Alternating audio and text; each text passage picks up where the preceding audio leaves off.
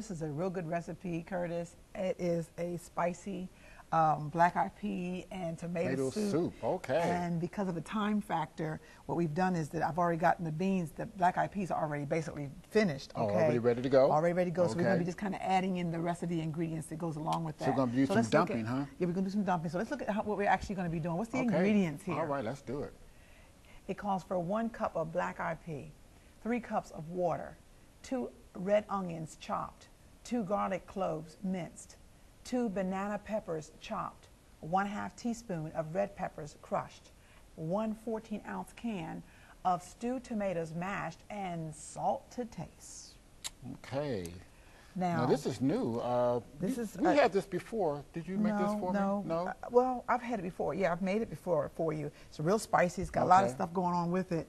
And like I said already, the black-eyed peas are ready. And now in this recipe has a lot of good stuff because it's nice and spicy. Okay. You're talking about all that good nutrition and everything going on. Now this is the best diet, God's original plant-based diet, the one that we're advocating. This is the best one. All right. We're going to turn it. Let's turn our fire down just a little bit more. Okay. Turn it down for me. Down, down, down, down, down, down, down. I'm going the opposite direction. Okay, that's it. Good, good, good. There okay. you go. Now, in this recipe, here's all the goodies, okay? Okay. First, we're going to put in the red onions, all right? Red onions? Go ahead and put them in. You can stir up as I'm doing it. You can go ahead and do that. Let me get all the goodies out. Going to stir in those. And in this recipe also, it calls for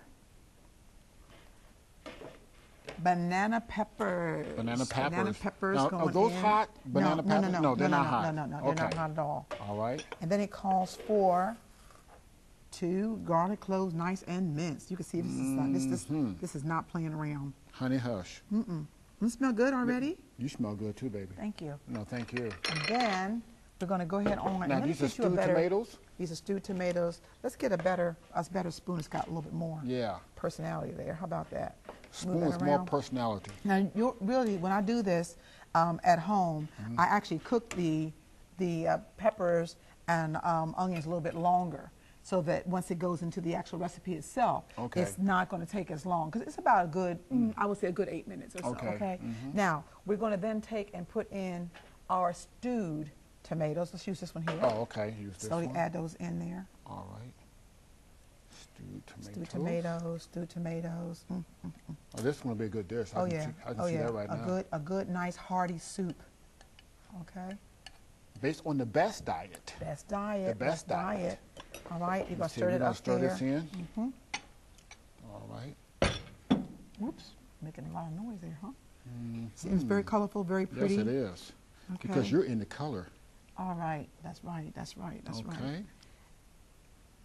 And then lastly, what we're going to be adding in is we're going to put in. What are those? These are red pepper flakes. Red pepper. In. Remember, it's spicy. Okay. And then we're going to put in. A little pizzazz, a little kick to it, huh? And then we're going to put in the salt, okay? Okay. We're going to stir that up. All right. A cholesterol-free dish. Cholesterol-free, that's the name of the game, okay? A lot of fiber? Lots of fiber. Okay, let's there go you ahead go. and put that lid on that. Now you're going to let that sit for... I'm going to let that finish cooking. And normally I let this go ahead on and finish cooking, and I let it cook for at least another, I say about 10 minutes or so, so all the flavors can get in there, and this is going to be a real good recipe. But you know, Curtis, this is not it. Because believe it or not, how could you have black-eyed pea soup and not have cornbread with it? So let's look at that recipe. Oh, all right now. Thyme and chili cornbread. It calls for 1 cup of whole wheat pastry flour, 1 cup of yellow cornmeal, 1 tablespoon of baking powder, aluminum free, 1/4 cup of vegan Parmesan alternative, or 1 teaspoon of sea salt, 2 tablespoons of fresh thyme, or 1/2 teaspoon of red peppers crushed, or 1 tablespoon of fructose, 3 tablespoons of olive oil, and 1 1/2 cup of soy milk.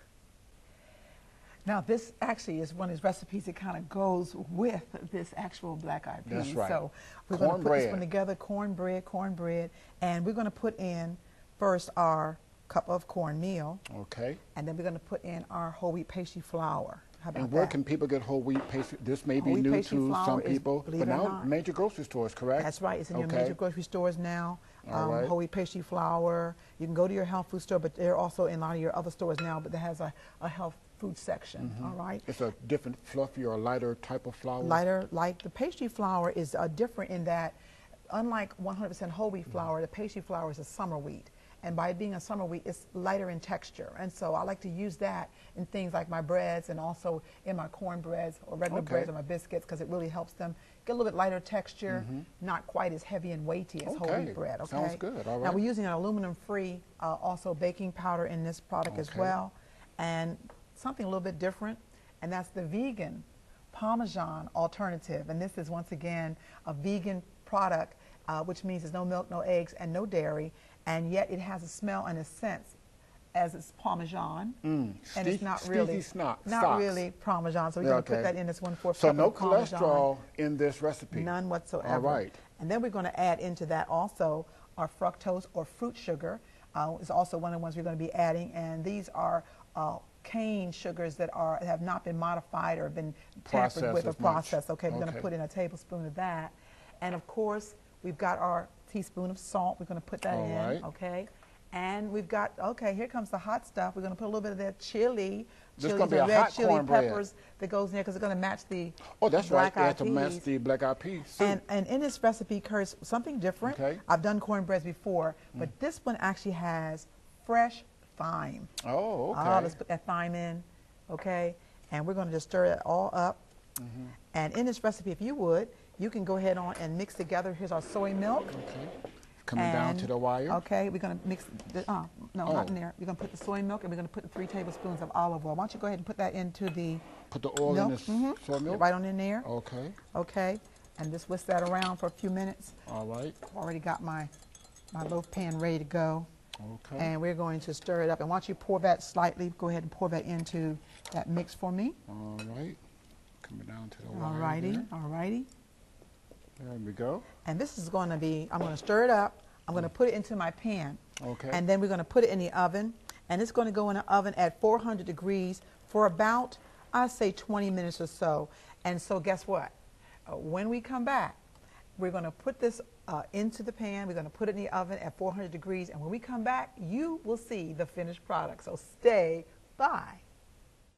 This is a